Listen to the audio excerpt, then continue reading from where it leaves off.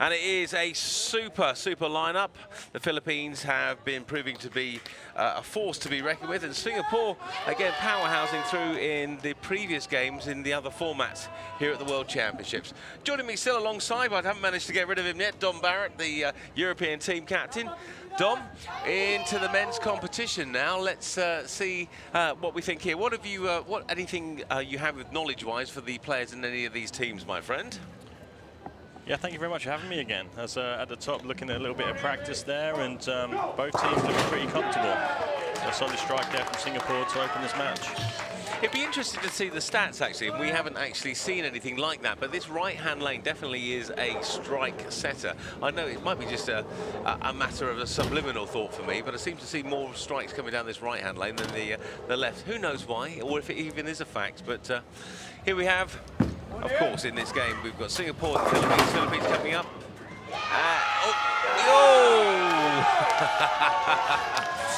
There is a man in the second row. Not only did he get up to cheer that one, he lifted his child way above his head as well. Look of fear on his face, bless him. There it is. It looks like somebody was behind there, just knocking that little pin over. But Team Philippines, is it going to go? Yes, it is. And the team tell him as well. Yeah, really nice to see as well. Being in the Middle East, there's a big Filipino contingent around this part of the world, all here to support their team. Yeah, Malaysia, Singapore, they have a lot of people living here in Dubai. A lot of their countrymen and ladies who will be hopefully frequenting this fabulous stadium that we have here, of course, set up for the IBF World Championships. It has gone dark here in Dubai. The sun has set somewhere around about 20, 25 minutes ago.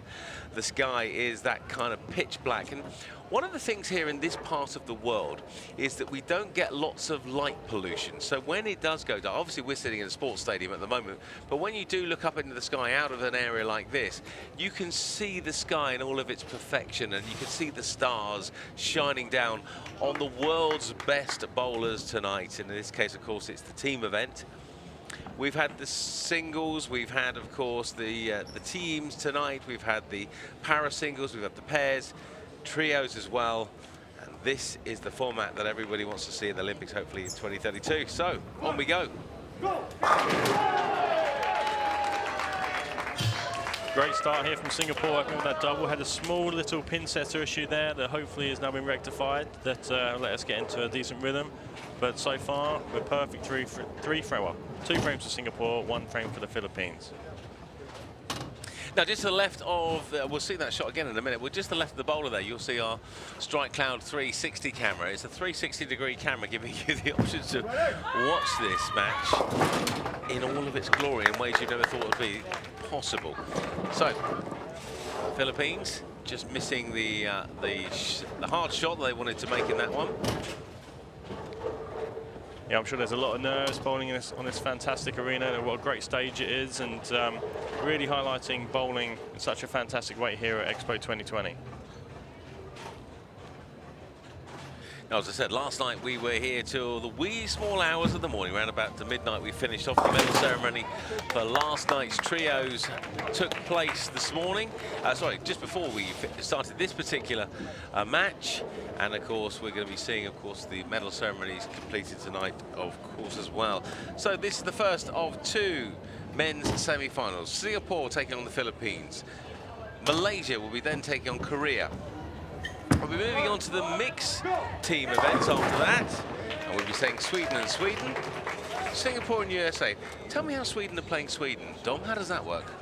Well, so, yeah, you get to have 2 team entries going into the mixed team, and that's exactly what they're going to have. That's the way. That's the one way you can guarantee that the fact is that you can get in through to into the finals. Now, Dom, I have uploaded my Strike Cloud app, and you can see here now, I'm showing you live the action as we see it all around the stadium. It's pretty impressive. You can choose also the camera angles that we've got here. We can choose camera 1, camera 2, camera 3 and camera 4. We can change those camera angles, and of course you can do the same thing yourself at home. So Dom's seeing it for the first time, and you could actually be enjoying it yourself with the Strike Cloud 360 app, where you can choose to watch in any way that you'd like to. Lots of action, lots of fun, And you can do it on your mobile phone, your cell phone at home, and follow the Cloud, the Strike Cloud 360 app, and enjoy the fun here.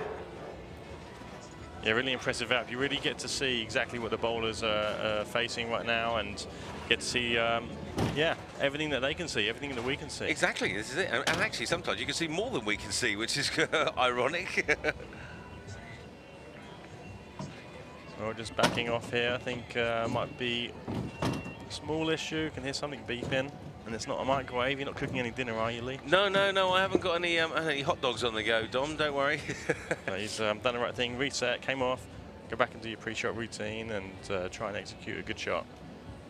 Well, I'm going to keep our Strike Cloud app on so we can see all the action unfold, and so you can do the same thing. You can see the bowlers as they come into bowl. And you can see lots more action as well. Philippines there, doing what they need to do.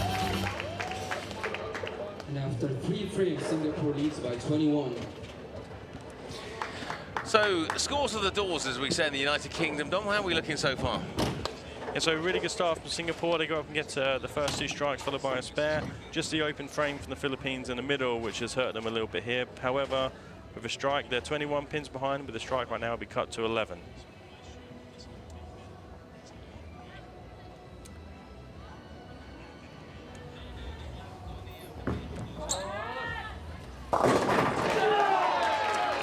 Got to be happy with that one. That was a powerful shot. We saw some of the ladies last night, some of the women bowlers literally flying down these lanes last night. The power of both men and women in these championships has been there for all to see. It's not only brute force and power, it is precision as well, obviously, but it's great to see that, you know. Do you play kind of in the World Championship? I know it's men and then women in their in their categories. Do you ever see a time when it will be not mixed in the format, but you know, mixes in singles that you could be playing women in the championships, or is that probably the best way to keep it as it is currently? Well, that's the great thing about bowling. You know, the pins don't care about gender. They just want to be hopefully knocked over, and it's really about getting that bowling ball into the pins. They don't mind who they're knocked over by, quite frankly, as you probably rightly say.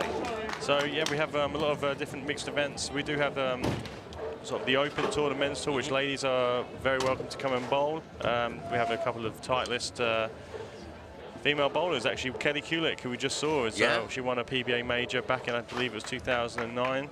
She won the Tournament of Champions, and what a great achievement that was for female bowling. And then followed just a few years ago by Liz Johnson, one of the best female bowlers of all time. Wow.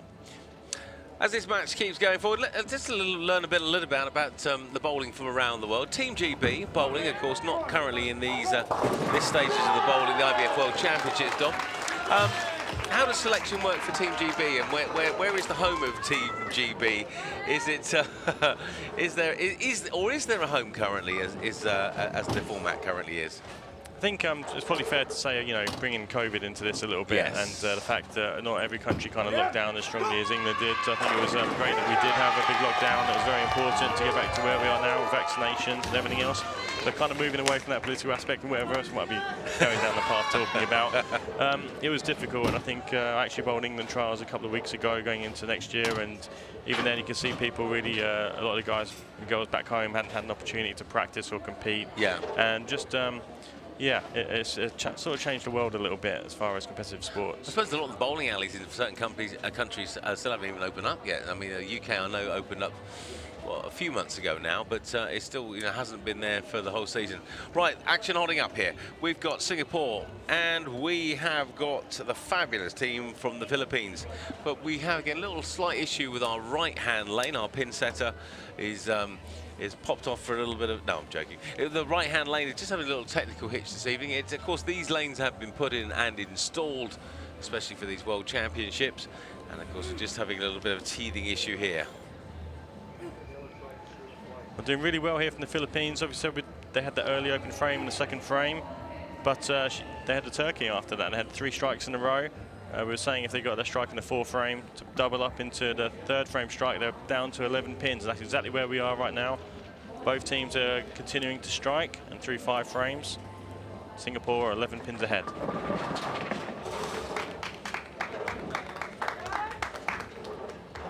Okay, I think we're ready. Yeah, it looks like the pin setter has been told of its duties. Now, it's a full-time job, isn't it? Obviously, looking after the lanes and on the pin setting machines, getting everything working. A lot of pressure as well when you're in the World Championships to make sure everything's running on time, running properly, I should imagine. Yeah, we have had a couple of issues this week, and I think it's yeah, learning experience for all, I'd say. Do you know, I have to say, we had some issues, only a few issues on the opening night.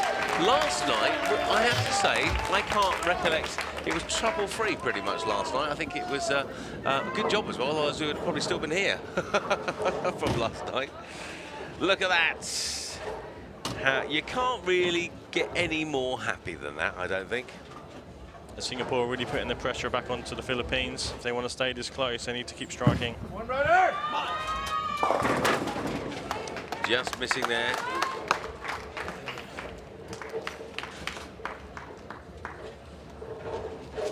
Oh, yes, they're low. Yay! She's got a super mum top on. Look at that. She's the Singapore and Philippines team supporters. And we've got a little dance as well. Oh, yeah.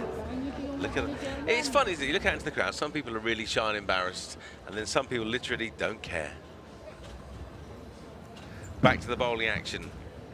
A big miss there from Team Philippines. That was, again, we've had a couple of those tonight, actually. Totally unexpected misses of the remaining pins. Yeah, sometimes just shows off exactly how tough Easy for you to say. Singapore stepping straight back up and doing what all good professionals do when they see an open frame like that. They go up and throw a strike and putting this game a little bit out of reach from Team Philippines. How do you cope when you have, you know, some issues in a match like this or in the World Championships when the pin setter goes wrong or something happens in the lanes or something needs to be corrected? How do you keep your concentration? How do you keep it focused to what the job is all about? Can be really tough, I have to say. If you're down in the match, I think you don't really mind about a bit of a weight, but it affects both teams. I think that's the biggest part of that. It's going to affect both teams. They both have to wait. You're still playing in a fair environment. It's not always about who deals with it best, but it's very important to be able to deal with it so you can go on and try and throw a good shot. So what are we looking at here then, Dom? Scores on the screen there for everybody at home and around the world.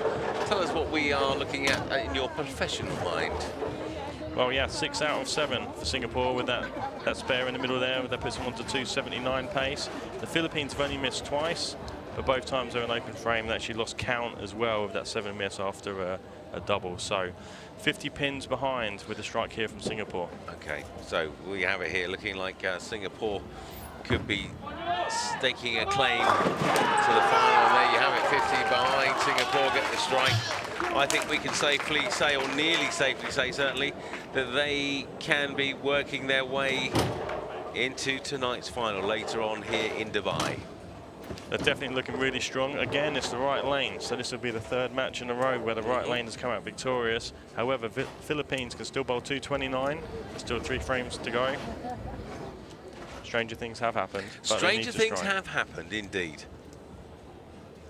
It has to be a strike. If it's not a strike, it is a strike. He heard you, Dom, he heard you. Very important shot there just to have any chance. Singapore already in the 240s if they have 2 spares, but that does mean if they have 2 opens, they'll drop down to 230, then to 220. So Singapore can strike out for 220, well, Philippines can strike out for 229. So Singapore, with a strike here, will mathematically be at 229. So, yeah, with a strike here, yeah, it is over for sure. And even with a spare, it pretty much is. So let's have a look. Is this going to be the shot that takes Singapore through to the World Championship finals for the teams for men? Let's have a look. If it's a strike, they're through. So, not a strike, but as Dom just said, if a spare is taken here, so if they take down the other 2 pins, is that a...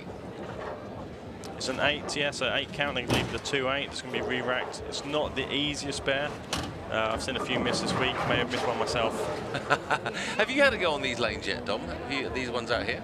I haven't had the privilege. No, I didn't earn that right this week, unfortunately. Could you not even sneak on when nobody was watching? Like the Federation bosses have turned their back and gone off for a bit of pizza or something. Could you not have had a little throwdown? There's pizza? I haven't been to the Italian. Yeah, do you know what? There's a hub here for food that has all of your favourite. Listen, if you're listening now, do you know your favourite takeaways? Whether it's chicken or whether it's burgers or whether it's pizzas, they're all here in one hub. So you can order it from an app. It goes round on a carousel, comes out at the end, or listen to this, they'll even deliver it to wherever you are on an electric scooter. So where we are now, technically, we might even take up this challenge later. They'll turn up on an electric scooter. You drop them a Google Map pin of where you are, and they bring you your food. I do like a curry, and it is getting late. Do you know what? Where we are in this world, this is a great place for curries. I had a biryani last night. Well, I was supposed to have a biryani last night. Okay, all but an absolute disaster from Singapore. They will be through. I think they need 5 pins on the first ball. 5-1 would be enough. Now we do have something that does happen in bowling sometimes. When the ball hooks too much, it can go through the face and you can get 4. Ah. Now that would be the only way. Don't know. Just no. Let's have a look. There it is, Team Singapore. Can I say it? Can I call it? I can. Yes, Singapore are through to the men's team finals. They're the first ones through tonight. Congratulations to Singapore. If you are wondering, and you are a novice to bowling, but you quite like it, and you're thinking, okay, Singapore have won, they're through to the final, but why are Malaysia carrying on? Well, like any sport, you have to have the final score. And Malaysia still have balls to bowl. And that will complete their final score in this match to go towards the stats in the world of bowling.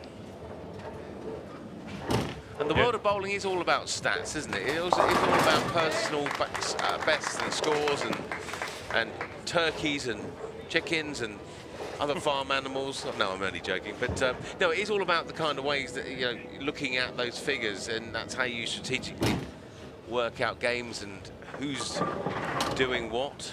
It does feel like it can be a bit of a procession. In this format, one that needs to be finished off. It could just be said over and done with once you get to mathematically winning. But yeah, we play other formats of the game where we play like a round robin. Even though you lost your game, your pinfall continues, and you can always learn from throwing shots after, like into that 10th frame. But in an environment like this, yeah, unfortunately for the Team Philippines, they have lost this medal round, but they are going to be, proud owners of that bronze medal. Yeah, of course, the losing team tonight, of course, being the Philippines, will still get that bronze medal in this championships. Of course, they've earned that right in the positions that they found themselves in right now.